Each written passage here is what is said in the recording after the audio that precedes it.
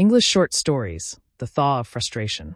The winter storm had been relentless, burying our quiet suburban street under a thick, suffocating blanket of white. By Monday morning, the neighborhood was a ghost town of frozen cars and blocked driveways. We all huddled by our windows, watching the sky and waiting for the familiar yellow lights of the city snowplows. We had seen the weather warnings days in advance, yet the roads remained untouched while the rest of the city seemed to move on without us.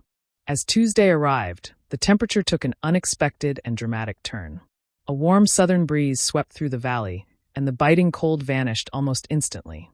Within hours, the once formidable snowbanks began to shrink and weep. What had been a frozen wasteland turned into a series of rushing streams and deep puddles.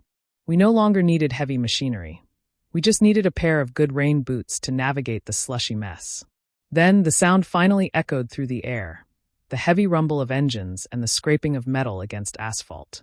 Two massive city snowplows turned the corner, their blades lowered and ready for battle. However, there was nothing left to fight. They scraped uselessly at the wet pavement, pushing around nothing but dirty water and a few patches of lingering slush. The drivers looked determined, but the neighborhood watched from their porches with weary, unimpressed expressions. By the time the city sent snowplows to the neighborhood, the ice had already melted. It was a day late and $1 short. The emergency had passed, the danger had dissolved, and the sun was now shining brightly on the clear blacktop. We appreciated the gesture in theory, but the timing was a comedic failure. It was a perfect reminder that in the face of nature's power, a slow bureaucracy is often its own worst enemy.